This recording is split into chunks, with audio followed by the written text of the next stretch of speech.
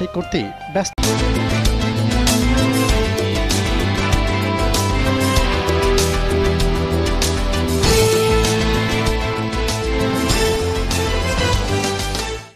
স্বাগত ৭১ জার্নালে, আপনাদের সাথে আছি আমি কাউসার মাহমুদ। প্রিয় দর্শক, আপনারা জানেন ৭১ জার্নাল সংবাদ বিশ্লেষণের অনুষ্ঠান।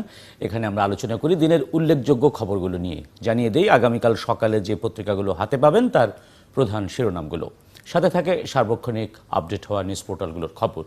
আজ আমাদের সাথে ৭১ জার্নালের টেবিলে যোগ দিয়েছেন প্রতিদিনের সংবাদের সম্পাদক জনাব আবু সাঈদ খান এবং ঢাকা বিশ্ববিদ্যালয়ের পরীক্ষা নিয়ন্ত্রক মোহাম্মদ বাহানুল হক চৌধুরী। আপনাদের দুজনকে ৭১ জার্নালে স্বাগত জানাই। আপনারা জানেন যে আমাদের নিয়ম অনুযায়ী আমরা প্রতিদিন যে প্রধান সংবাদগুলো থাকে সেগুলোর আমরা বিশ্লেষণ করে থাকি।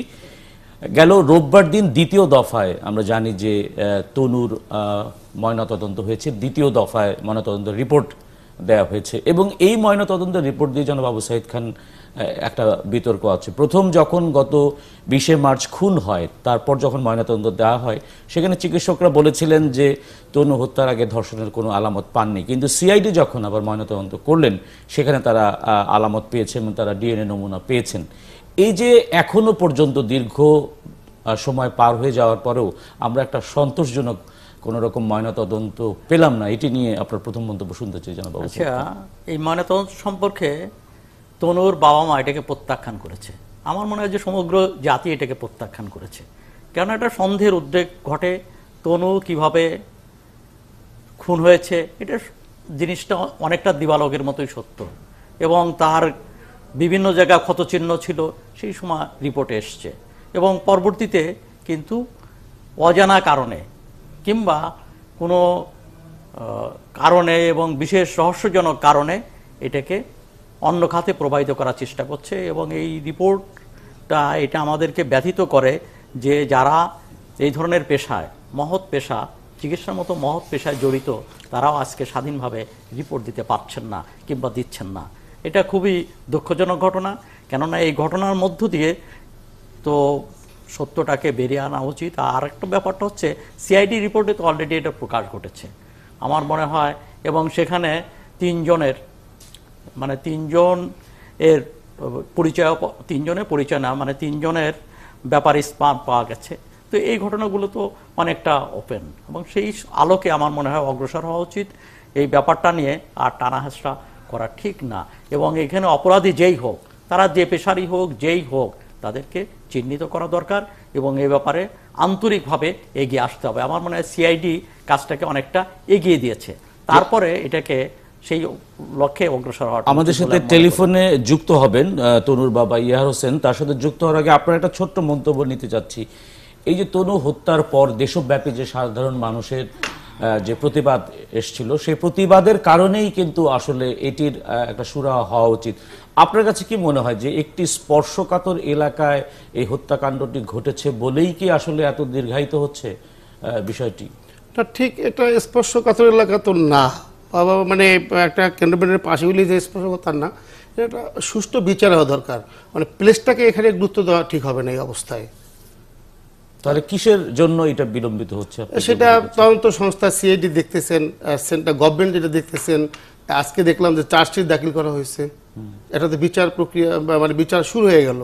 তো এখন দেরি হচ্ছে, একটা পদ্ধতিগত কোন ত্রুটিগুলি, এটার জন্যই তো মানুষের মনে একটা প্রশ্ন এখন এই অবস্থায় প্রশ্ন জেগেছে যে এটা দেরি হচ্ছে কেন, বিলম্ব হচ্ছে কেন, সাধারণ পাবলিকের থেকে একটা তো দেরি হচ্ছে কেন সেটি হচ্ছে, কিন্তু যা তদন্ত রিপোর্টে যা এসছে সেটির গ্রহণযোগ্যতা নিয়েও কিন্তু এক ধরনের মতবিরোধ আছে, দ্বিমত আছে। যে কারণগুলো দেখাচ্ছে সেগুলো নিয়েও আসলে দ্বিমত আছে। যখন চিকিৎসকরাই ময়নাতদন্তের সঠিক প্রতিবেদনটা দিবেন এমনই প্রত্যাশা, কিন্তু দেখা যাচ্ছে যে সিআইডির প্রতিবেদনের সাথে যারা ময়নাতদন্তের সাথে জড়িত তাদের প্রতিবেদনের বিস্তর ফারাক। তাই আমরা যারা সাধারণ পাবলিক, তাহলে আমরা কাকে বিশ্বাস করব? আমরা যারা সাধারণ পাবলিক, তাহলে আমরা কাকে বিশ্বাস করব? দ্বিতীয় প্রতিবেদন, ময়নাতদন্ত আর প্রথম অনেক ডিফারেন্স হয়ে যাচ্ছে। আমরা এই বিষয়ে আরো একটু বিস্তারিত জানার চেষ্টা করি জনাব ইয়ার হোসেনের কাছে। ইয়ার হোসেন তনুর বাবা, তিনি টেলিফোনে আশা করি আমাদের সাথে যুক্ত আছেন। আপনি এই দ্বিতীয় ময়নাতদন্তের প্রতিক্রিয়ায় কি বলবেন? এবং এই যে প্রথম ময়নাতদন্ত থেকে দ্বিতীয় ময়নাতদন্তের যে সময় বিলম্ব, এই সময় বিলম্বের কারণ আপনি কি মনে করছেন? আপনার কাছে কি মনে হয়েছে দ্বিতীয় প্রতিবেদনে যে আপনার যে কন্যা তার প্রতি আসলে কতটুক সুবিচার করা হয়েছে? জনাব ইয়ার হোসেন। আসসালামু আলাইকুম। আমি তনুর মা বলছি। জি, আপনাকে ৭১ চ্যানেলে স্বাগত জানাই। আমরা দ্বিতীয় প্রতিবেদন সম্পর্কে আপনাদের মন্তব্য শুনতে চাচ্ছিলাম। দ্বিতীয় যে প্রতিবেদন দেয়া হয়েছে, অধ্যাপক কামদা প্রসাদ সাহা যেটা বলেছেন এই ময়নাতদন্তে, সেটির প্রতিক্রিয়া আপনারা কি বলছেন? এটা মিথ্যা। কেন মিথ্যা বলছেন? মিথ্যা বলেছে। আমরা বাসায় আসে যা বলছি তা ও লেখছে না, মিথ্যা বলছে।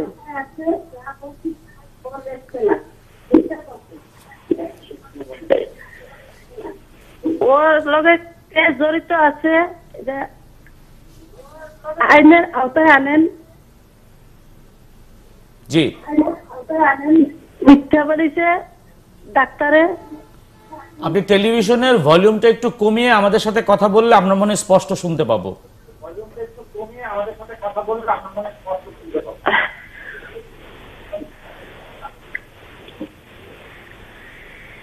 ডাক্তারে যা লেখছে একটু সত্য না, সব মিথ্যা। কেন আপনার কাছে মনে হচ্ছে মিথ্যা? আপনার কাছে কোনটা সত্য মনে হচ্ছে? মিথ্যা কেন মনে হচ্ছে আপনার কাছে?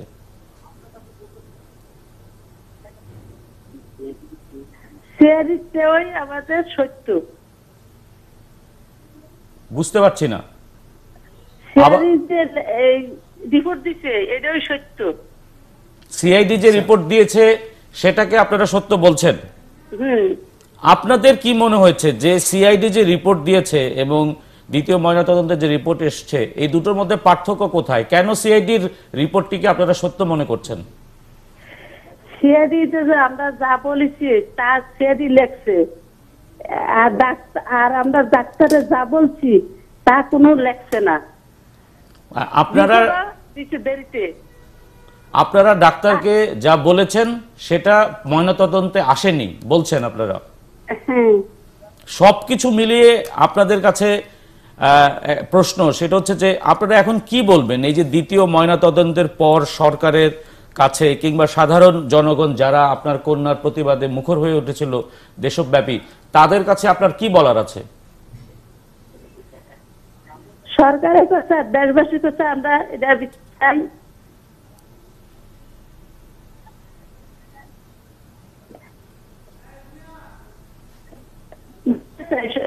সত্য বিচার চাই। তারা জড়িত আছে ডাক্তারের লগে। জি, আপনাকে ধন্যবাদ। যান্ত্রিক ত্রুটির কারণে আমরা স্পষ্টভাবে শুনতে পাচ্ছি না। আবার কোনো এক সময় আপনার সাথে হয়তো আমরা যুক্ত হতে পারবো। যেটি আসলে তনুর মা স্পষ্ট করলেন সেটি হচ্ছে যে তারা দ্বিতীয় ময়নাতদন্ত সম্পর্কে সন্তুষ্ট না, এবং একটি গুরুত্বপূর্ণ বিষয় তারা বলেছেন যে দুপক্ষকেই তারা কথা বলেছেন, দুপক্ষের সাথেই তারা কথা বলেছেন।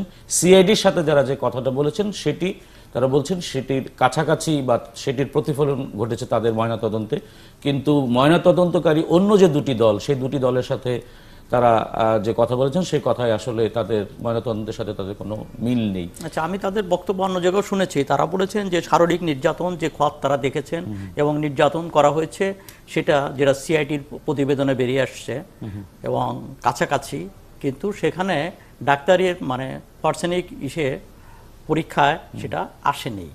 এবং সেই ক্ষেত্রে প্রথমটা তো প্রশ্নবিদ্ধ ছিল, দ্বিতীয়টাও আসলে সবার কাছে প্রশ্নবিদ্ধ হয়ে পড়লো। এবং তারা মানে একটা কারণ দেখিয়েছেন, দ্বিতীয় ময়নাতদন্তকারী দল একটি কারণ দেখিয়েছেন যে পচা গলা লাশ দেখে আসলে মৃত্যুর কারণ জানা যায়নি। মানে আমরা যতটুকু জানি যে আরো দীর্ঘ সময় নিয়েও যদি এটি ময়নাতদন্ত করা হতো সেটিও আসলে নানান রকম এখন বৈজ্ঞানিক যে যন্ত্রপাতি আছে তাতে আসলে আরো সূক্ষ্মভাবেই বিষয়টা হতো। এই যে একটা ঘোলাটা, এই ঘোলাটা কতটা স্পষ্ট হওয়া দরকার বলে মনে করেন? না, এটা স্পষ্ট হওয়া দরকার। এবং আমরা যে এই ব্যাপারটা তো আজকের পৃথিবীতে বিজ্ঞান যতদূর এগিয়েছে সেখানে এটা বের করাটা খুব কঠিন বলে মনে হয় না। কেন আমি বিশেষজ্ঞ নই, তবে সাধারণ বুদ্ধিতে মনে হয় এটা। আরেকটা ব্যাপারটা হচ্ছে যে এখানে সংশ্লিষ্ট চিকিৎসকদের রিপোর্টটা তো মানুষকে হতাশ করেছে এবং এটা কারোর কাছে বিশ্বাসযোগ্য মনে হচ্ছে না। কেননা ওখানে সবচেয়ে বড় সত্য হচ্ছে যে এখানে তনুকে তো হত্যা করা হয়েছে এবং সেই স্বাভাবিক নিয়মে সেই হত্যা, তার গায়ে বিভিন্ন রকম চিহ্ন রয়ে গেছে এবং তনুকে কেন হত্যা হতে পারে সাধারণ বিচার বিবেচনায় বোঝা যায় যে কেন এবং কিভাবে হত্যা হয়েছে। এবং যেখানে 3 জন এর সংশ্লিষ্টতা সিআইডি রিপোর্টে রয়েছে, মানে 3 জনের উপস্থিতির ব্যাপারটা এখানে সিআইডি রিপোর্ট নিশ্চিত করেছে।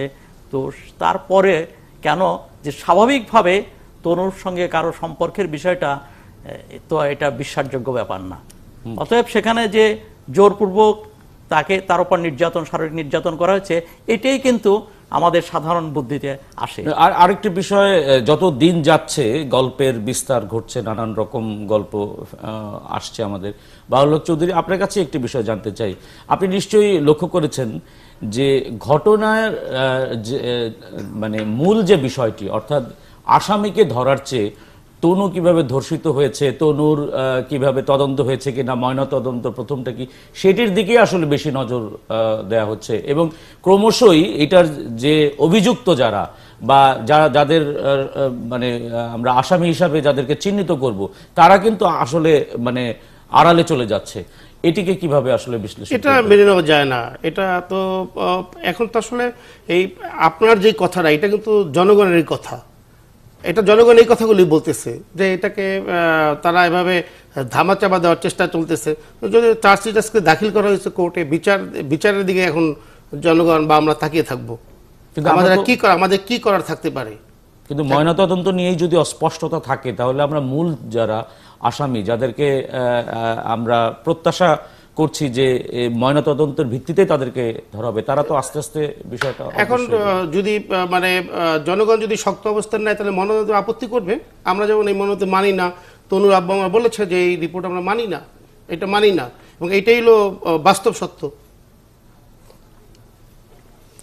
আসলে ডাক্তার, আমরা কামদা প্রসাদ সাহাকে ফোনে যুক্ত হয়েছে, যিনি এই ময়নাতদন্ত, দ্বিতীয় ময়নাতদন্ত করছেন, যে ময়নাতদন্তকারী দলের প্রধান, ফোনে যুক্ত আছেন। জনাব কামদা প্রসাদ সাহা, আপনাকে স্বাগত জানাই ৭১ জার্নালে। আমরা তনুর দ্বিতীয় ময়নাতদন্ত নিয়ে কথা বলছিলাম এবং এক পর্যায়ে আমরা তনুর মার সাথে কথা বলছিলাম। তিনি এই ময়নাতদন্তকে অস্বীকার করেছেন এবং বলেছেন যে তিনি সন্তুষ্ট না। এবং আপনারা যে ময়নাতদন্ত দিয়েছেন সেটিতে আপনারা স্পষ্ট করে চিহ্নিত করতে পারেননি এবং সেটির সাথেও আসলে সিআইডির যে ময়নাতদন্ত হয়েছে সেটির সাথে একটা পার্থক্য লক্ষ্য করা যায়। এই পার্থক্যের কারণটা কি? ধন্যবাদ আপনাকে। আসলে দ্বিতীয় ময়নাতদন্ত হয়েছে একটি বোর্ডের মাধ্যমে, আদালত কর্তৃক গঠিত একটি বোর্ডের মাধ্যমে, 3 সদস্য বিশিষ্ট একটি বোর্ড সেটি।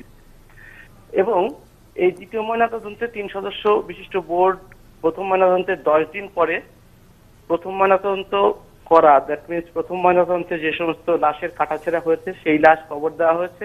তারপরে 10 দিন পরে কবর থেকে লাশটি উঠিয়ে দ্বিতীয় ময়নাতদন্ত হয়েছে। সেখানে তনুর শরীরে এই পচা লাশে কোনো আঘাতের চিহ্ন ময়নাতদন্তকারী বোর্ড শনাক্ত করতে পারেনি, যেহেতু লাশটি পচে গেছে, এর মধ্যে পোকা তৈরি হয়েছিল। আর প্রথম আরেকটি কথা বলে দিই, সম্মানিত আলোচকবৃন্দ বলছেন যে এখন অনেক টেকনোলজি এগিয়ে গেছে। একটি বিষয় হচ্ছে এই বাংলাদেশে ফরেনসিক মেডিসিন বিভাগ এখনো প্রিমিটিভ পর্যায়ে রয়েছে, এখানে কোনো ধরনের অত্যাধুনিক সুযোগ সুবিধা নেই। সত্যি কথা এটা যে পৃথিবীর অন্যান্য দেশে ফরেনসিক মেডিসিন বিভাগ বহু দূর এগিয়ে গেছে, কিন্তু বাংলাদেশে এখনো এটা একদম প্রিমিটিভ পর্যায়ে রয়েছে। জনপ্রসাদ, আমি এখানে একটি প্রশ্ন করতে চাই। আপনি বলছেন যে খুবই পুরনো বা প্রাচীন ধরনের যন্ত্রপাতি নিয়ে, কিন্তু আপনারা কি আবেদন করেছিলেন কিনা? কারণ এটি একটি স্পর্শকাতর বিষয়। এই ময়নাতদন্তটি নিয়ে সারা দেশের মানুষ, সাধারণ জনগণের মানুষ খুবই সোচ্চার। আপনারা কি আধুনিকভাবে এই ময়নাতদন্তের দাবি করেছিলেন কিনা? আপনার ওইখানে হয়তো প্রাচীন পদ্ধতি, কিন্তু এই শহরে কিংবা সিআইডির কাছে হয়তো আরো আধুনিক বিষয় আছে, এটি আপনারা করেছেন কিনা? আপনি বলছেন যে 10 দিন পরে ময়নাতদন্ত শুরু করেছেন, তাহলে কি এটা কি প্রথম ময়নাতদন্তকারী যে দলটি সেটি কি তাদের ব্যর্থতা যে তারা চিহ্নিত করতে পারেননি?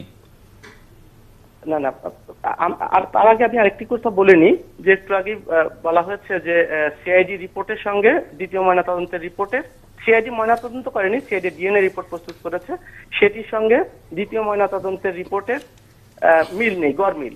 আসলে বিষয়টি একেবারেই তা না। সিআইডির যে ডিএনএ রিপোর্ট দিয়েছে তার সঙ্গে ময়নাতদন্তের যে রিপোর্ট, দ্বিতীয় রিপোর্ট প্রস্তুত করা হয়েছে, তার সম্পূর্ণই কোনো কন্ট্রাডিকশন নেই।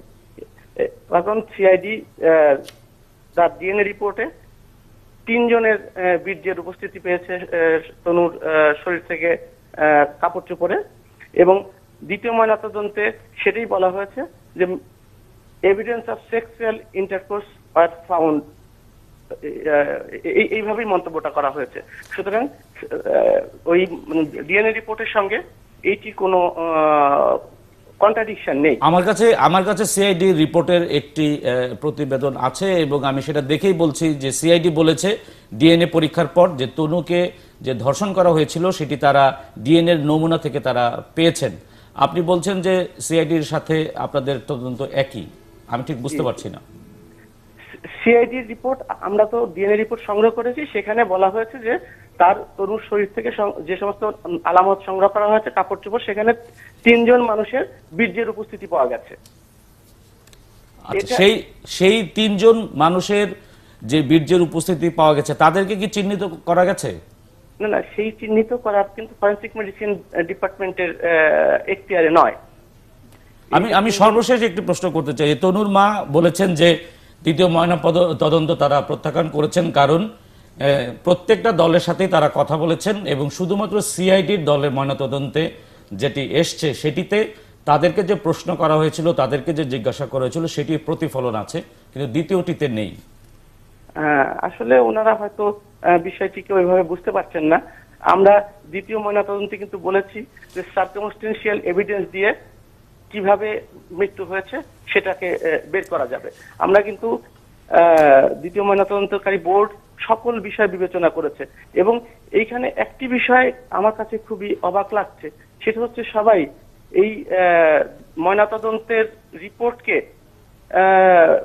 প্রভাবিত হয়ে করা হয়েছে বা কোনোভাবে তারা ফেব্রিকেটেড করেছে, এরকম কেন করবে? ময়নাতদন্তকারী বোর্ডের বা ময়নাতদন্তকারী চিকিৎসকদের এখানে মোটিভটা কি? তারা কেন এটা করতে? আচ্ছা, আমি একটু প্রশ্ন করতে চাই ডাক্তার সাহেব। জি জি, আগে যে রিপোর্টটা যারা ময়নাতদন্ত করেছিল, তো আগের যে রিপোর্টটা সেটা কি সঠিক ছিল? আপনাদের রিপোর্টের মধ্য দিয়ে সেই রিপোর্টটা প্রশ্নবিদ্ধ করেছেন কিনা? না না, প্রথম ময়নাতদন্তের রিপোর্টে ধর্ষণের আলামত পাওয়া যায়নি বলা হয়েছিল, কিন্তু অন্য কোনো উপসর্গের কথা কিন্তু কি বলা হয়েছিল? না, আসলে প্রথম বলা হয়নি। তাহলে আপনারা অন্য উপসর্গের কথা সিআইডি রিপোর্টের সঙ্গে সঙ্গতি রেখেই, মানে শুধু ধর্ষণটুকু বাদ দিয়ে তার সঙ্গে অন্য উপসর্গের কথা আপনারা বলেছেন, তাহলে প্রথম রিপোর্টটা আপনাদের রিপোর্টে প্রশ্নবিদ্ধ হয় না? না না, এখন প্রথম রিপোর্টের যিনি প্রথম রিপোর্ট তৈরি করেছেন, প্রথম রিপোর্টের ব্যাপারে উনি ব্যাখ্যা দিতে পারবেন, এবং উনার বক্তব্য, উনি যে বক্তব্য দিয়েছেন তাতে উনি বলেছেন যে প্রথম ময়নাতদন্ত যখন তিনি করেছেন, ইনকোয়েস্ট রিপোর্ট, সুরথাল রিপোর্ট যেটা করা হয়, সেখানে যে সমস্ত ইনজুরির কথা, ছোট দু একটা ইনজুরির কথা লেখা ছিল, উনি ময়নাতদন্ত রিপোর্টে সেগুলা উল্লেখ করেছেন, এবং ওই ইনজুরিগুলা মৃত্যুর জন্য যথেষ্ট ছিল না। এবং উনি ওই যে প্রথম ইনকোয়েস্ট রিপোর্ট বা সুরথাল রিপোর্ট, সেখানে কিন্তু তনুর বাবা, মা, ভাই, তারপরে আরো 3 জন সাক্ষী দিয়েছে, এবং সাথে সিএমএস এর একজন মহিলা বিশেষজ্ঞ কর্নেল পদবীর, তিনিও ওই না না, প্রথম রিপোর্টটা আর শেষ রিপোর্টটা কি আপনাদের রিপোর্টটা কি এক, না এর ভিতর ভিন্নতা রয়েছে? ভিন্নতা রয়েছে। তাহলে এটা প্রমাণ করে যে আপনারা প্রথম রিপোর্টটা সঠিক নয় বলে আপনাদের রিপোর্টে প্রতীয়মান হয়েছে। অতএব সেই কারণে তৃতীয় আর একটা রিপোর্টে আপনাদেরটাও সঠিক নয় এমনটাও তো কি প্রতীয়মান হতে পারে না? তা তো অবশ্যই হবে। না না, এইটা তো যেমন আমি একটু আগে 71কে বলেছিলাম যে ইয়াসির আরাফাতের লাশ 11 বার কবর থেকে তুলে পোস্টমর্টম করা হয়েছে। তা আপনি এটা কতবার তুলতে চান? না না, এটা আমার তোলার বিষয় না। এটা আমি সর্বশেষ আরেকটা বলেছি যে আপনারা প্রতিবেদনে বলছেন যে সেক্সুয়াল ইন্টারকোর্স হওয়ার কথা বলা হয়েছে আপনাদের প্রতিবেদনে, কিন্তু আপনি নিজেই বলেছেন যে 3 জনের আপনি স্পামের চিহ্ন পেয়েছেন। তো 3 জনের স্পামের চিহ্ন পেলে এটা সেক্সুয়াল ইন্টারকোর্স কিভাবে হয়? এখানে সেক্সুয়াল ইন্টারকোর্স আর ধর্ষণের মধ্যে তো বিস্তর পার্থক্য আছে। না না না, এখানে একটি বিষয় আছে। ধর্ষণ একটি লিগ্যাল টার্ম, এটা কিন্তু কোনো মেডিকেল বা সায়েন্টিফিক টার্ম না। আমরা যখনই ধর্ষণ সংক্রান্ত কোনো মতামত দিই তখনই আমরা বলে থাকি যে সেক্সুয়াল ইন্টারকোর্স হয়েছে কি হয়নি। তার কারণ ধর্ষণের সংজ্ঞা আছে, সেখানে বলা হয়েছে কারোর সম্মতি ব্যতিটাকে অথবা তার উইল এবং যদি সম্মতি এবং ইচ্ছার বিরুদ্ধে যদি সেক্সুয়াল ইন্টারকোর্স হয়। আপনি যে ভাষাতেই বলেন না কেন, আপনি কি ধর্ষণের কোন রকম আলামত পেয়েছেন কিনা বা ইনজুরির কোনো আলামত পেয়েছেন কিনা? না না, আমরা দ্বিতীয় পোস্টমর্টেম যখন করেছি তখন তো লাশ পচে গেছে, সেখানে তো ইনজুরির আলামত পাওয়ার কোনো সুযোগ নেই। কিন্তু আমরা যেহেতু সেখানে বীর্য পেয়েছি, আমরা বলেছি sexual intercourse, evidence of sexual intercourse are found. That means it may B A case of rape, এটা ধর্ষণ হতে পারে। আমরা কিন্তু এটা কিন্তু কোর্টে প্রমাণিত হবে, কোর্টে সার্কামস্টেন্সিয়াল এভিডেন্স দিয়ে প্রমাণিত হবে যে তাকে জোরপূর্বক করা হয়েছে কি, তার সম্মতি ছিল কি সম্মতি ছিল না, তার ইচ্ছার বিরুদ্ধে করা হয়েছে কি হয়নি। এই সমস্ত বিষয়ে কোর্টে যখন মামলাটা বিচার হবে তখন এগুলো প্রমাণিত হবে। আমরা সায়েন্টিফিক্যালি এটাই বলতে পারি। জি, আমি বুঝতে পেরেছি। আপনারা সায়েন্টিফিক্যালি স্টেটমেন্টটা দিয়েছেন, যেই স্টেটমেন্টের উপর ভিত্তি করে এখন যারা তদন্তকারী বা কোর্ট এটাকে বিশ্লেষণ করবে। কামনা প্রসাদ, আপনাকে ধন্যবাদ। আমরা আলোচনা চালিয়ে যাব, তার আগে আমরা একটা বিরতিতে যেতে হচ্ছে। ৭১ জানালে একটা বিরতির পর আবারও ফিরছি।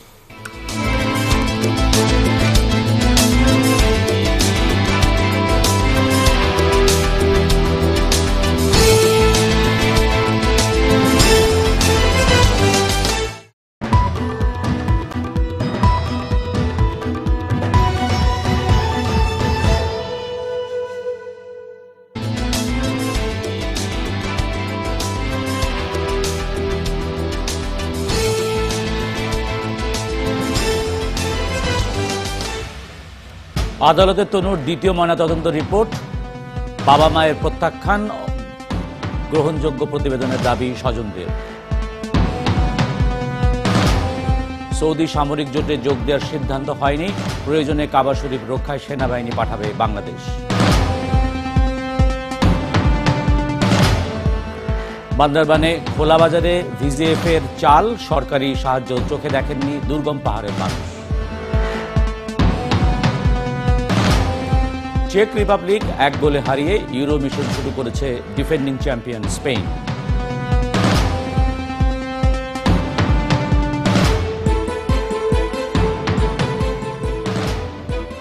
শুনছিলেন আজকের প্রধান কয়েকটি শিরোনাম। আলোচনা যাওয়ার আগে আজকে দেখে নিই প্রধান কয়েকটি নিউজ পোর্টালের খবর। প্রতিদিনের সংবাদে আমরা দেখছি যে বৈজ্ঞানিক সমাজতন্ত্রীরা দেশটাকে ছিন্নভিন্ন করে দিয়েছিল, সৈয়দ আশরাফের মন্তব্য। সংখ্যালঘুদের নিরাপত্তায় সরকারই যথেষ্ট, তথ্যমন্ত্রী। বাংলাদেশের সংখ্যালঘুদের পক্ষে একজনের আরতি জানিয়েছেন প্রতিবেশী দেশের প্রধানমন্ত্রীর কাছে, সেটির পরিপ্রেক্ষিতে এই মন্তব্য। ওমর মতিনে ভেরি গুড বয়, যেটি ফ্লোরিডায় অরল্যান্ডে যেই হত্যাকাণ্ড ঘটেছে সেটির হত্যাকারীর যে বাবা তিনি বলেছেন Omar Matin very good boy. পীরগঞ্জে সড়ক দুর্ঘটনায় স্বামী স্ত্রী সন্তান নিহত, ক্রিস্টিনাকে হারিয়ে বিষণ্ণ সেলেনা গোমেজ। চলে যাচ্ছি বাংলা ট্রিবিউনে। তনু হত্যাকাণ্ড, যেটি নিয়ে আমরা আলোচনা করছিলাম, ধর্ষণ থেকে যৌন সংসর্গ, তনু হত্যার তদন্ত কোন পথে? জাসদ এখন আওয়ামী লীগের লেজ, সৈয়দ আশরাফের মন্তব্য। নিজেদের যুদ্ধে লিপ্ত না হয় ভালো, শিরিন আক্তারের মন্তব্য। ভাড়াটে শিক্ষক ও রোগীদের দিয়ে চলত নাইটিঙ্গেল মেডিকেল কলেজ হাসপাতাল। বন্ধের খবরে শঙ্কিত গাজীপুর সিটি মেডিকেল কলেজ হাসপাতালের শিক্ষার্থীরা। সরকার সম্প্রতি 20টি মেডিকেল কলেজ হাসপাতাল বন্ধ ঘোষণা করেছে। জনকণ্ঠ, রককাটা থেকে গলাকাটা, গোয়েন্দা রিপোর্ট বলছে শিবিরই করছে গুপ্ত হত্যা। একটি প্রতিবেদন শঙ্কর কুমার দের। পিটিআইকে দেওয়া সাক্ষাৎকারে মোদির হস্তক্ষেপ চায়নি, 14 দল লিপ সার্ভিস দিচ্ছে, জঙ্গি তৎপরতার পেছনে জামায়াত উগ্রপন্থীরা। মক্কা ও মদিনা শরীফ রক্ষায় জোট হলে সেনাবাহিনী পাঠানো নিয়ে একটি রিপোর্ট। সারাশি অভিযানে 3 দিনে 119 জন জঙ্গি গ্রেফতার। চলে যাচ্ছি প্রথম আলোতে, জাসদের ধারক বাহকেরা শতভাগ ভণ্ড, সৈয়দ আশরাফের সেই মন্তব্য, সমকামী ক্লাবে হামলায় আইএস সম্পৃক্ততার প্রমাণ নেই। এবং উল্লেখযোগ্য খবরের মধ্যে আছে যে আওয়ামী লীগের জোটের কর্মসূচি থাকবে হুদার বিএনএ। এটি একটি নতুন খবর যে নাজমুল হুদার নেতৃত্বে যে নতুন দল সেটি আওয়ামী লীগের সাথে জোট বাঁধতে যাচ্ছে। বিবিসি, হিন্দু সুরক্ষায় ভারতের হস্তক্ষেপ প্রশ্নে বিতর্ক। এটি বিবিসি বাংলা বেশ গুরুত্বের সহকারে দিয়েছে, এটি নিয়ে আমরা আলোচনা করব।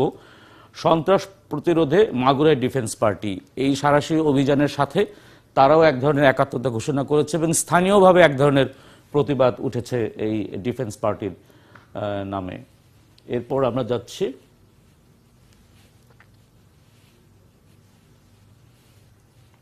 বাংলা বিডি নিউজে, জাসদ থেকে মন্ত্রী করার প্রায়শ্চিত্ত করতে হবে, ওবামার জঙ্গি সংশ্লিষ্টতার ইঙ্গিত ট্রাম্পের, মুসলিমদের খারাপ না বলে জাতীয় নিরাপত্তা নিশ্চিত করুন। এটি হিলারি ক্লিন্টন এই মন্তব্য করেছে যে এই ঘটনার পরিপ্রেক্ষিতে যে ঢালাওভাবে মুসলিমদেরকে এটা চিহ্নিত না করার জন্য।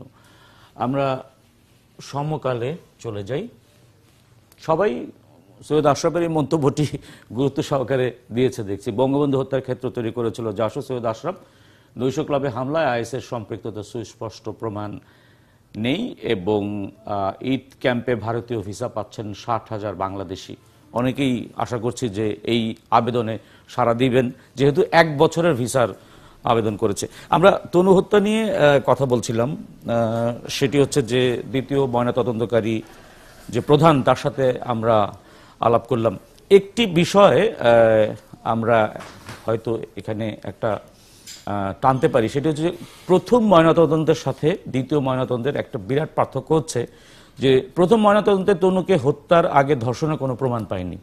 দ্বিতীয় ময়নাতদন্তে তারা বলছে যে হ্যাঁ এই বিষয়ক, তারা যে ভাষায় বলছে, মেডিকেলের ভাষায় বলছে, তারা আলামত পেয়েছে, কিন্তু তারা কোনো জখমের চিহ্ন পায়নি, কারণ তারা 10 দিন পর সেটি পরীক্ষা করেছে। এখন আপনার কাছে কি মনে হচ্ছে এই ঘটনার উপর ভিত্তি করে আদালতে তো এই সাক্ষ্যগুলিই থাকবে, এই ময়নাতদন্তই থাকবে, এই ময়নাতদন্তের উপর ভিত্তি করে আসলে মূল ঘটনার কতটা উদ্ঘাটন করা যাবে বলে আপনার কাছে কি মনে হয়? না, এটা যাবে। সিআইডি যে রিপোর্ট দিয়েছে এর ভিত্তিতে এটাকে অগ্রসর হওয়া সম্ভব এবং এটা খুব কঠিন কিছু না। আর একটা হচ্ছে যে আমি এটা বুঝতে পারি না যে 10-12 দিন চলে গেলে শরীরে নির্যাতনের চিহ্ন বৈজ্ঞানিকভাবে পরীক্ষা করে বের করা যায় না। বিজ্ঞান কি এত পিছিয়ে আছে? আমার এই প্রশ্নটা কিন্তু এখনো থেকে গেল যে বিজ্ঞান এত পিছিয়ে আছে বলে আমার। এবং আমরা তো শুনছি পুলিশ অনেক আধুনিকায়ন হয়েছে, র্যাব অনেক আধুনিকায়ন হয়েছে এবং অ্যান্টি টেররিস্ট ইউনিট অনেক কিছুই আধুনিকায়ন হয়েছে এখানে, এবং পরীক্ষার যন্ত্রপাতি হয়েছে। আরেকটা যদি সেটা যদি সত্যিই না করা যায়, এটা বাইরেও পাঠাতে পারে। তো এটা তো এমন একটা বিষয়, সারা দেশ আলোড়িত হয়েছে এবং সারা দেশ থেকে দাবি উঠেছে, অতএব এগুলোকে পরীক্ষা নিরীক্ষা করা উচিত। আর একটা হচ্ছে যেটা একটা সহজ হিসাব, কি হবে বিচার এটা আদালতের বিষয়, কিন্তু একটা সহজ হিসাব সেটা হচ্ছে যে পরক্ষণে যার লাশ পড়ে আছে সে 3জন পুরুষের সঙ্গে মানে স্বেচ্ছায় গিয়ে মিলিত হয়েছিল, এমনটা তো মানে কি বলবো, পাগলেও তো বিশ্বাস করে না। অর্থাৎ এবং তার সেই সময় নির্যাতনের চিহ্নের ব্যাপারটা তো এসছে, আলোচনায় এসেছে। অতএব সেই জায়গাগুলোকে আমার মনে হয় চিহ্নিত করা দরকার এবং এই ব্যাপারে দরকার হলে প্রয়োজনীয়ভাবে আমার মনে হয় যে ব্যাপারটি স্পষ্ট হয়ে উঠেছে। তবে অপরাধীদের হাত কত লম্বা এটা আমার কাছে বোধগম্য নয়।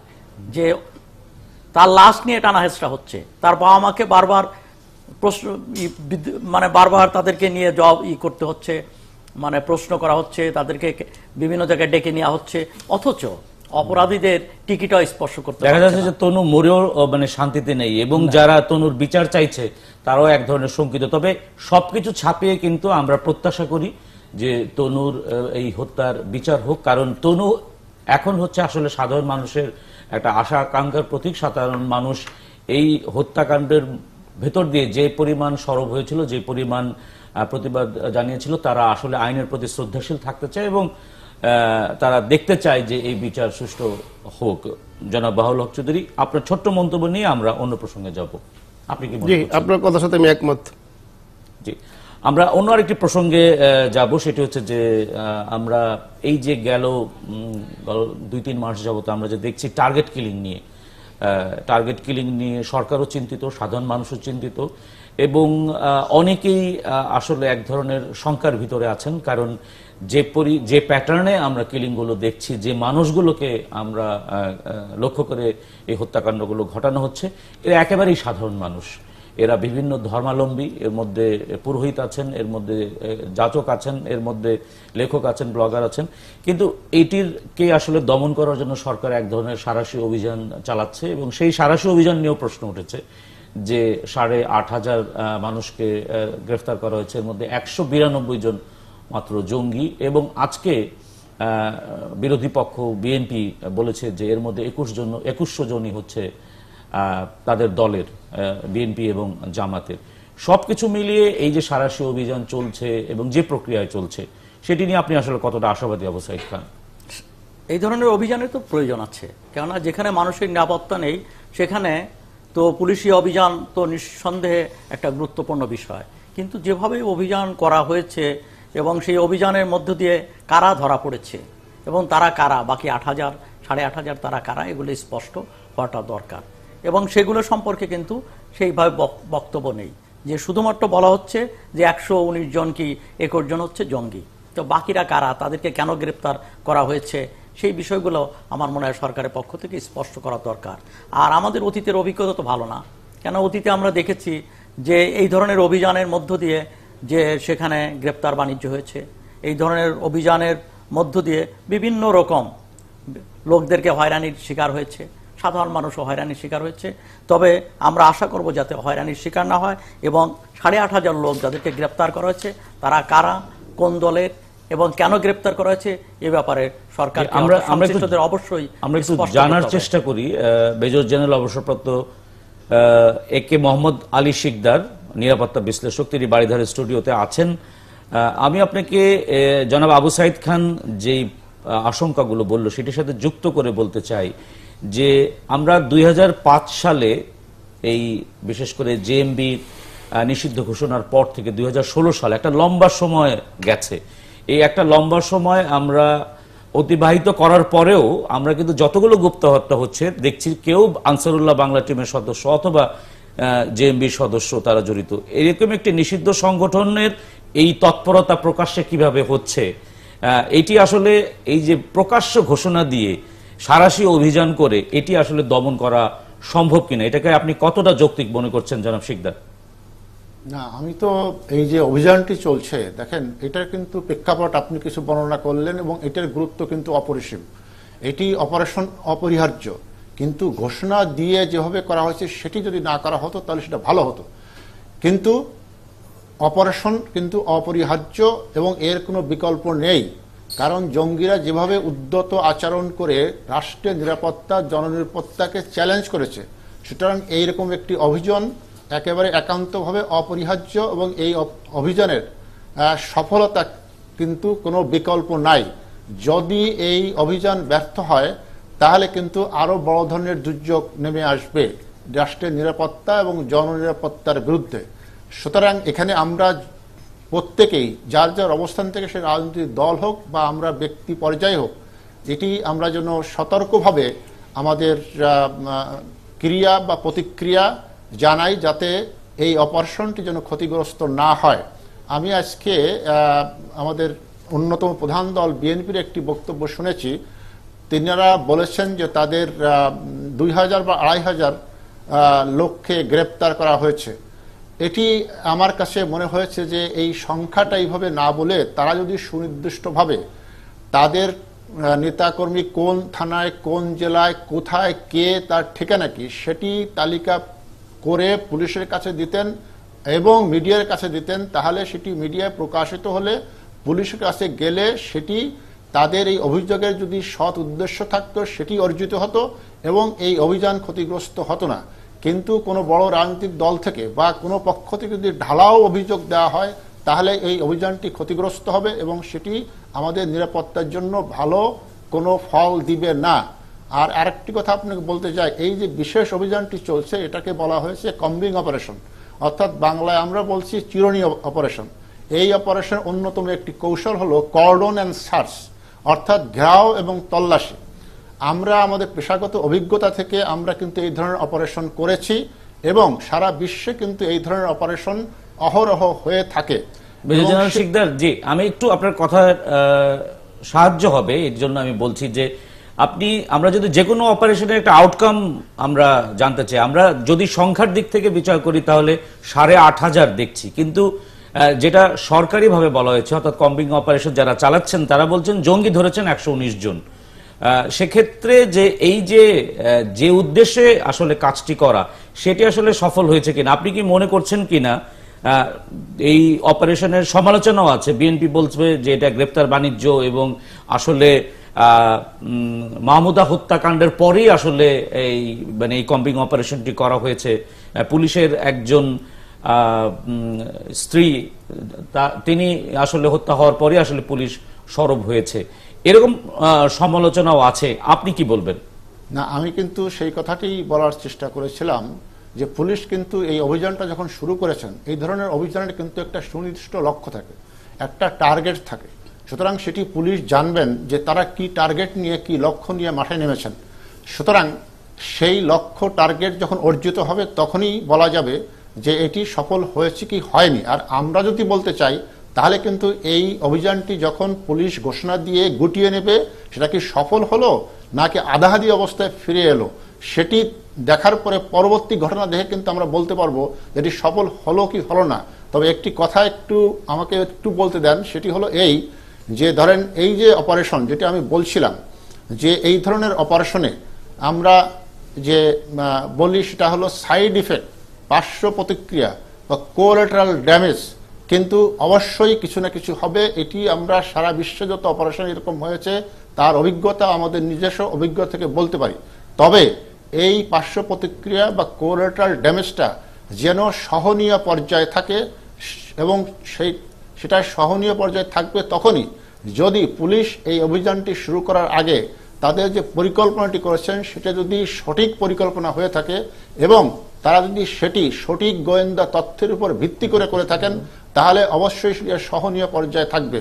এবং আমি মনে করি যে সেটি যদি সহনীয় পর্যায়ে থাকে তাহলে আমাদের রাষ্ট্রের বৃহত্তর নিরাপত্তার স্বার্থে আমাদের সকলেই ধৈর্য ধারণ করা উচিত এবং এই পুলিশের এই অভিযানটা যেন সফল হয় তার প্রতি সহযোগিতা এবং সমর্থন প্রদান করা উচিত। আরেকটি বিষয় আপনার নজরে আনতে চাই, সেটি হচ্ছে যে এটি আপনাকে যেহেতু পেয়ে গেলাম, আপনি একজন নিরাপত্তা বিশ্লেষক, সেই জন্য আপনার কাছ থেকে বিশ্লেষণটি শুনতে চাই।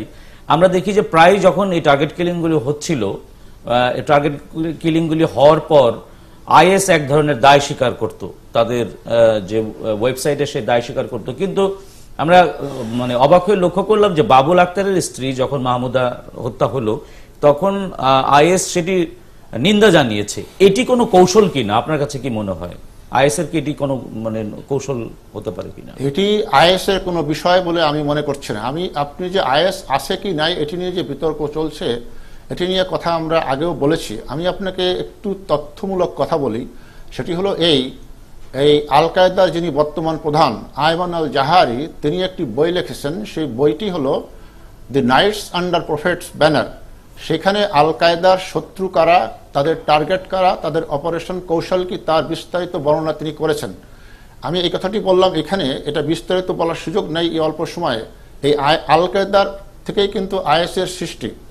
সুতরাং তারপরে আইএসের সৃষ্টি এই 2.5 বছর 2014 সালের পর থেকে এই পর্যন্ত আইএসের যত অপারেশন হয়েছে সেটা ইউরোপে হোক অথবা উত্তর আফ্রিকার সেই সোমালিয়া বা নাইজেরিয়াতে হোক অথবা মার্কিন যুক্তরাষ্ট্রে হোক অথবা মধ্যপ্রাচ্যে যে সমস্ত দেশে হয়েছে, আমরা প্রতিটি অপারেশনের অনুসরণ করেছি, ফলো করেছি।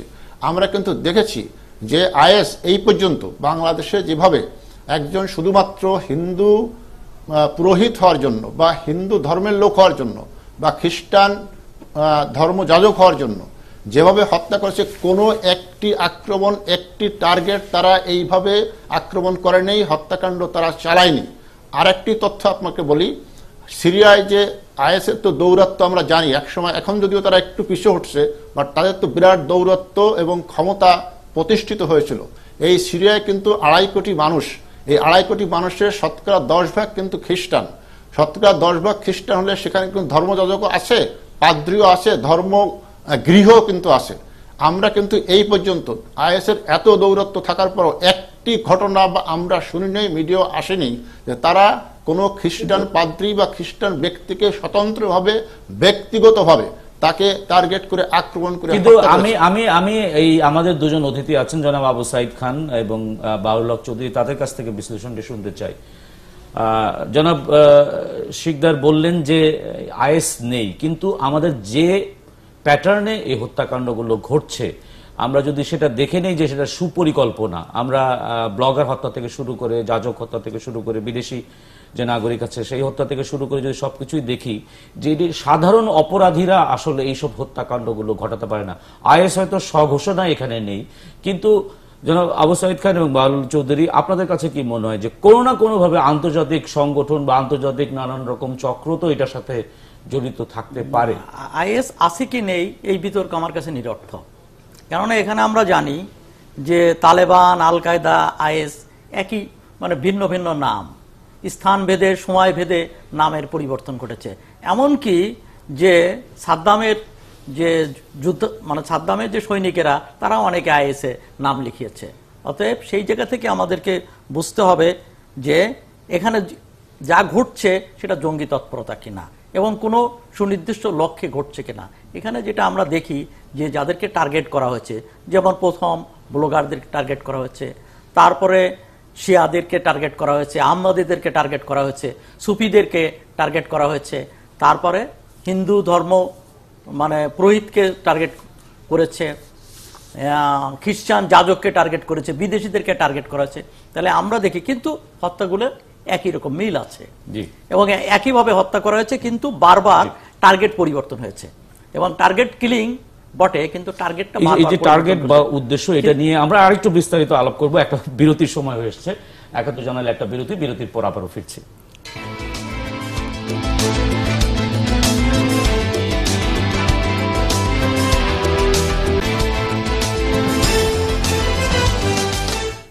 একাত্তর জানালে আবার ফিরে আসলাম বিরতির পর। আমাদের সাথে আছেন আবু সাইদ খান, মোহাম্মদ বাহুল হক চৌধুরী এবং মেজর জেনারেল অবসরপ্রাপ্ত একে মোহাম্মদ আলী শিকদার।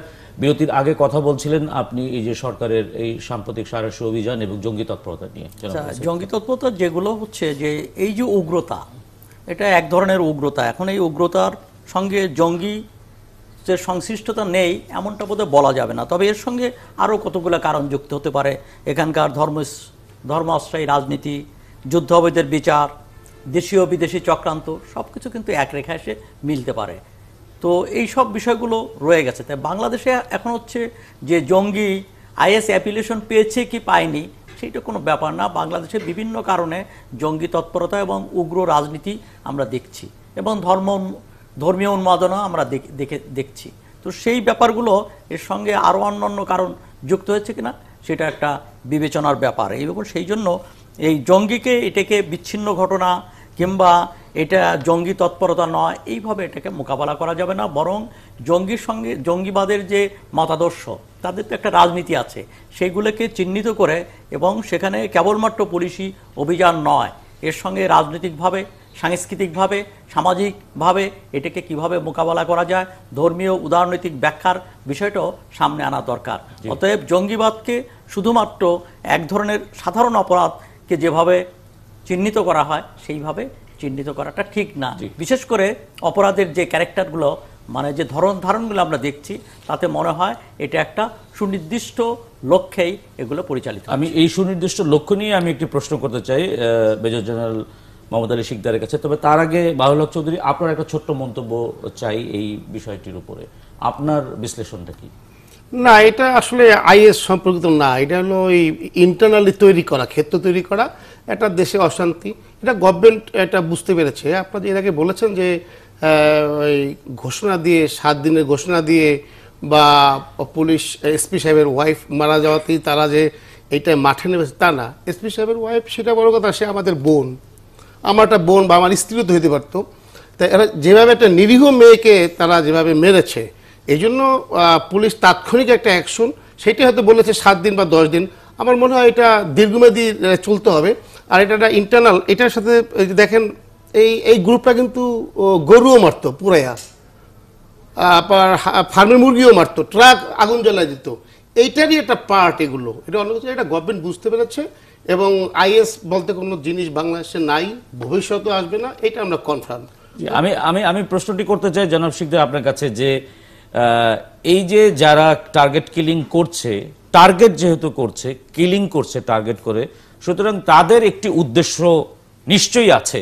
সেই উদ্দেশ্যটা কি? তাদের কোনো রাজনৈতিক উদ্দেশ্য আছে কিনা? আপনি এতদিনের ঘটনা বিশ্লেষণ করে কি মনে হয়েছে কিনা যে তাদের কোনো রাজনৈতিক উদ্দেশ্য আছে কিংবা কোনো ধর্মীয় উদ্দেশ্য আছে, নাকি আসলে এই যে অর্থনৈতিক সমৃদ্ধি বা আমরা জিডিপি গ্রোথের কথা বলি, এমডিজি গোলের কথা বলি, এসডিজি গোলের কথা বলি, এইসব জায়গায় বাংলাদেশের একটি অগ্রসরতা আছে, একটি উন্নয়ন আছে, নাকি এটি স্তব্ধ করার জন্য এই তৎপরতা চালাচ্ছে?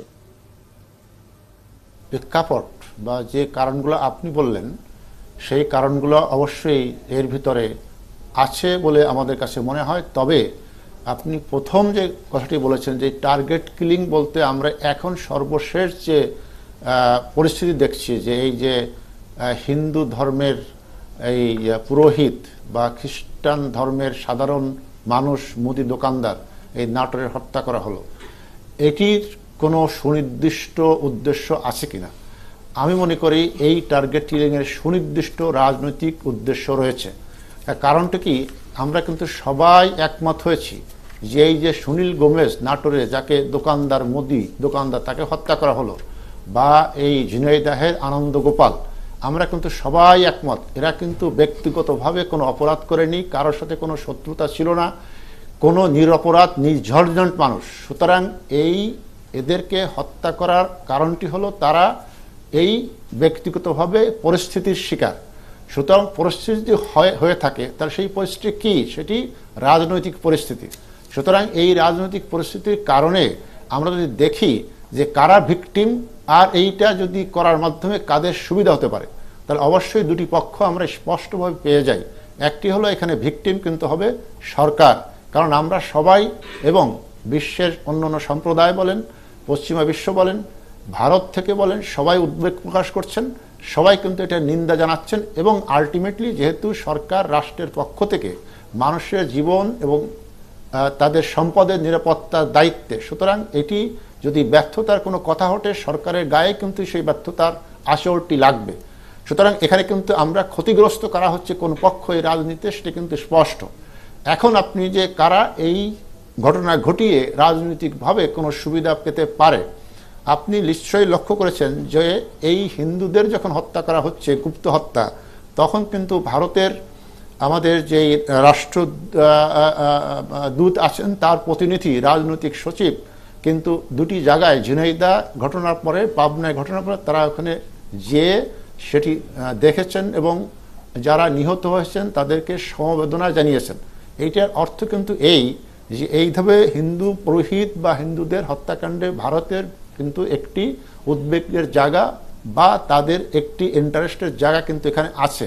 আপনারা সবাই জানেন এবং আমরা জানি ভারতের বর্তমান যে সরকার আছে, বিজেপি সরকার, তাদের পিছনে কিন্তু ধর্মীয় হিন্দুত্ববাদী যে উগ্রবাদী শক্তি আরএসএস বা হিন্দু মহাসভা তারা কিন্তু রয়েছে। সুতরাং বাংলাদেশে যদি এইরকম হিন্দুদের উপর এইরকম টার্গেট কিলিং বা একটার পর হতে থাকে, তাহলে কিন্তু বিজেপি সরকারের উপর একটি চাপ আসা স্বাভাবিক। এবং বিজেপি সরকারের উপর চাপ আসে তাহলে কিন্তু বাংলাদেশের সরকার, সেটি আমরা দেখলাম যে বাংলাদেশের পক্ষ থেকে একজন ইতিমধ্যেই যোগাযোগ করেছে, পিটিআই এইরকম একটি খবর জানিয়েছে। কিন্তু আমি আরেকটি প্রশ্ন করতে চাই, যেটি আসলে এতক্ষণ আমরা যে আলোচনা করছি এবং আপনি যেটা বললেন যে ভিকটিম সরকার, সেই সাথে আসলে সরকারও ভিকটিম না, জনগণও ভিকটিম। কিন্তু একটি উদাহরণ, আমি মাগুরার একটি উদাহরণ দিচ্ছি, যে সারাশি অভিযানগুলো চলছে তখন সেখানে মাগুরার কিছু স্থানীয় জনগণ তারা একত্রিত হয়েছেন এবং তারা এই কম্বাইন যে অপারেশন চলছে সেটির সাথে তারা নিজেরা একটি ডিফেন্স পার্টি নামে একটি পার্টি গঠন করেছে বা ডিফেন্স গ্রুপ নামে গঠন করেছে। সেটি হচ্ছে যে তারাও সম্পৃক্ত হতে চায়। মানে আমি যেটা বলতে যাচ্ছি যে এই যে সাধারণ জনগণকে কিভাবে সম্পৃক্ত করা যায়, কারণ সাধারণ জনগণ মানে গোটা বাংলাদেশে যদি আক্রান্ত হয় তাহলে তো আসলে এটা সবার জন্যই ক্ষতি। তো এটির কে আপনি কিভাবে দেখছেন? না, এইটি তো অবশ্যই একটি উৎসাহজনক বিষয়, এবং আমরা তো সবসময় বলে আসছি যে 16 কোটি মানুষের ভিতর এই জঙ্গি জেএমবি বলেন বা আনসারুল্লাহ বাংলা টিম বলেন, এরা কিন্তু বিভিন্ন ছদ্মবেশে, কখনো রাজনৈতিক ছদ্মবেশ, কখনো ধর্মীয় ছদ্মবেশ, কখনো সাধারণ মানুষের ছদ্মবেশে তারা কিন্তু থাকে। সুতরাং এদেরকে বাছাই করে যারা প্রকৃত জঙ্গি অপরাধী তাদেরকে যদি আইনের আওতায় আনতে হয়, অবশ্যই পুলিশ বাহিনী যখন অপারেশন চালাবে জনগণের সমর্থন এবং জনগণের সহযোগিতা যেমন দরকার, ঠিক একইভাবে 16 কোটি মানুষের দেশে আমাদের পুলিশ বাহিনী কিন্তু মাত্র 1.5 লাখ। সুতরাং যদি এখানে সফলতা আমরা প্রত্যাশা করি, তাহলে অবশ্যই আমরা আশা করি যে গ্রামে গঞ্জে এবং হাটে বাজারে আপনি যে উদাহরণটি দিলেন সেই উদাহরণটি ধরে মানুষ জাগ্রত হবে, ঐক্যবদ্ধ হবে, এবং তারা প্রাথমিক পর্যায়ের একটা নিজস্ব নিরাপত্তা বলয় গড়ে তুলবে, এবং সেইখানে রাষ্ট্রের নিরাপত্তা যদি যোগ হয় তাহলে যে একটা সমীকরণের সৃষ্টি হবে, এই যে একটা শক্তি হবে, সেই শক্তির কাছে অবশ্যই এবং সচেতনতা, এই যে গণসচেতনতা, কেউ হয়তো সক্রিয় হবে প্রতিরোধে, কেউ হয়তো সচেতন হবে যে তার চারপাশে যা ঘটছে, এটিও আমাদের জন্য একটি ইতিবাচক দিক যদি এই উদাহরণটি প্রত্যেক জেলায় হয়। আপনাকে ধন্যবাদ মেজর জেনারেল মোহাম্মদ আলী শিকদার আমাদের সাথে যুক্ত থাকার জন্য। আমরা ফ্লোরিডা প্রসঙ্গে যাব, কারণ সেই প্রসঙ্গের কিছু ডেভেলপমেন্ট আছে এবং আমাদের প্রতিনিধি আছেন, তার সাথে আমরা যুক্ত হব। মাহফুজুর রহমান আমাদের যুক্তরাষ্ট্র প্রতিনিধি।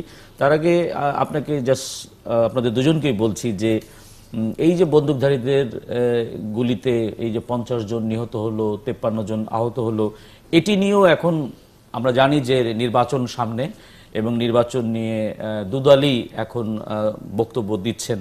ওবামা যদিও বলেছেন যে এই ঘটনা সন্ত্রাস এবং বিদ্বেষের বহিঃপ্রকাশ, আবার ট্রাম্প বলছেন যে মসজিদে মসজিদে আমাদের নজর রাখতে হবে, তদন্ত করতে হবে, নানান রকমভাবেই বিষয়টি বিশ্লেষণ করছে।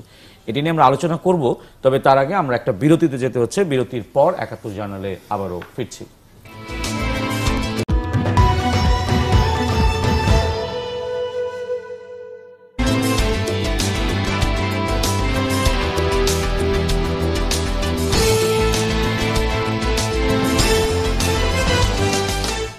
বিরতির পর 71 জার্নালে আবার ফিরে আসলাম। আমরা একটু যুক্ত হতে চাই জনাব মাহফুজুর রহমানের সাথে, আমাদের যুক্তরাষ্ট্র প্রতিনিধি 71-এর। আমরা ফ্লোরিডা অঙ্গরাজ্যের ওরল্যান্ডে যে নাইট ক্লাবে যে সম্প্রতি যে ঘটনা ঘটেছে সেটির আসলে হালনাগাদ তথ্য জানতে চাই মাহফুজুর রহমান আপনার কাছ থেকে, যে আপনার সাথে গতকালকেও যুক্ত হয়েছিলাম। আজকে আসলে এই যে হত্যাকাণ্ডটি হয়ে গেল, আমরা দেখছি গণমাধ্যমে দেখছি যে বারাক ওবামার মন্তব্য এসেছে, হিলারি ক্লিন্টনের মন্তব্য এসেছে, এমনকি ট্রাম্পেরও মন্তব্য এসেছে। এই হত্যাকাণ্ড নিয়ে আসলে মার্কিন যে নির্বাচন সামনে আসছে সেটিতে আসলে কোনো রকম প্রভাব ফেলবে কি না, বা এই হত্যাকাণ্ডটি ঘটনা বা এই মুসলিম বন্দুকধারীর দ্বারা যে ঘটনাটি সেটি আসলে কোনোভাবে ব্যবহৃত হচ্ছে কিনা? এটি আসলে রমজান মাসে সবাই ছিলেন, মুসলমানরা ছিলেন তাদের পবিত্র রমজান পালনে ব্যস্ত। এমন মুহূর্তে এই ঘটনাটি ঘটাতে আসলে নিউ ইয়র্ক সহ পুরো আমেরিকার মুসলমানদের মধ্যে এক ধরনের অনিশ্চয়তা এবং আশঙ্কা বিরাজ করছে। আর এটিকে উস্কে দিয়েছেন আরো বেশি করে ডোনাল্ড ট্রাম্প, যিনি তার নির্বাচনী প্রচারণার মূল প্রতিপাদ্য হিসাবে মুসলমানদেরকে এদেশে আগমন সীমিত করার পক্ষে ছিলেন, এবং সেটিকে তিনি আরো জোরালোভাবে উপস্থাপন করছেন প্রেসিডেন্ট বারাক ওবামার বক্তব্যের পর। প্রেসিডেন্ট বারাক ওবামা এটিকে ইসলামী সহিংসতা বা ইসলামী সন্ত্রাস হিসেবে চিহ্নিত করেননি তার বক্তব্যে। ইতিমধ্যে তার সেই বক্তব্য যেটি গতকাল দিয়েছেন সেটিকে প্রতিবাদ করে ডোনাল্ড ট্রাম্প বলেছেন যে বারাক ওবামার উচিত ইসলামী টেরোরিজম হিসেবে আখ্যায়িত করা, আর না তাকে পদত্যাগ করার দাবি জানিয়েছেন তিনি। আর এই নিয়ে নিউ ইয়র্কে বাংলাদেশি মুসলমান আশঙ্কা বিরাজ করছে। দেশের কমিউনিটিরা এই ঘটনার সাথে সম্মতি প্রকাশ